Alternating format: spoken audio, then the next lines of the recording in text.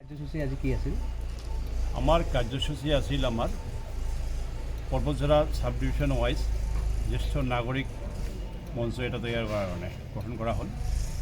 আজি গোটেই sub division লৈ পৰ্বতঝৰা জ্যেষ্ঠ নাগৰিক মঞ্চ গঠন কৰা হ'ল। জ্যেষ্ঠ নাগৰিক মঞ্চ পৰ্বতঝৰা আগতে আছিলে নে? আমি জনাত নাছিল, আৰু যদি কোনোবাই ব্যক্তিগতভাৱে কৰিছে সেইটো নাজানো, কিন্তু আমি আজি ধৰক ইমান প্ৰায় ২৫০০মান মানুহ হৈছিল।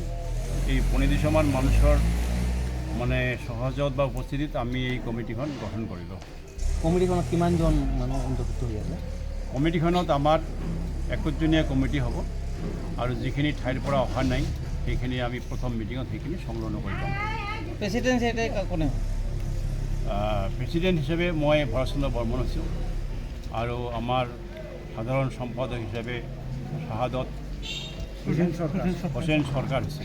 কমিটিখনৰ নাম কি দিলে আপোনালোকে? পৰ্বতঝৰা জ্যেষ্ঠ নাগৰিক মঞ্চ। কিমানজনীয়া হ'ল কমিটিখন? ২১জনীয়া।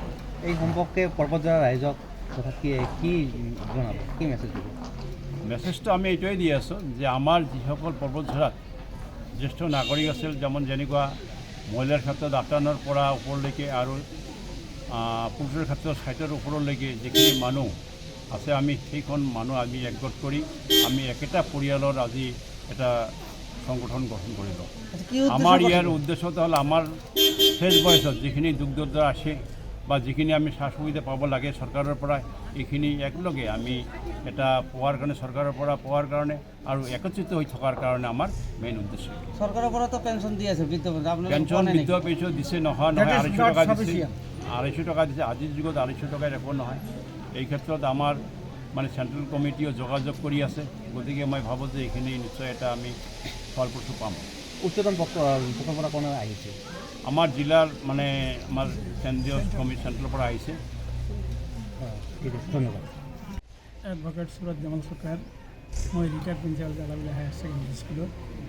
আজি জ্যেষ্ঠ নাগরিক মানে আমার পর্বতঝরা মহকুমার জ্যেষ্ঠ নাগরিক এখন নাগরিক আমার বহুতৰ ৬০ বছৰৰ উৰ্ধৰ বহুত মানুহ আমাৰ আছে, তেওঁলোকৰ যিসকলৰ মানে এতিয়াতে কাম কাজ কৰিব নোৱাৰে, বহুত অভাৱ অভিযোগৰ মাজেদি দিন কটায়।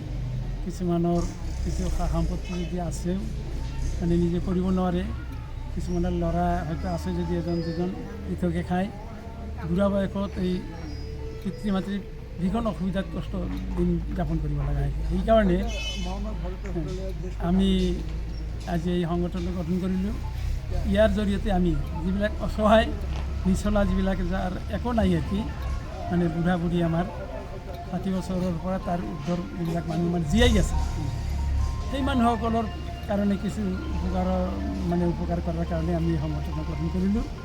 আৰু আমি আশা ৰাখিছোঁ আমাৰ সমূহ ৰাইজৰ আপোনালোকৰো সহযোগিতাত আমি যাতে তেওঁলোকৰ কাৰণে চৰকাৰৰ পৰা কিবা সুযোগ সুবিধা আমি আনি দিব পাৰোঁ, এইখিনি আমাৰ কামনা ৰাখি এইলেই কমিটিৰ ধন্যবাদ।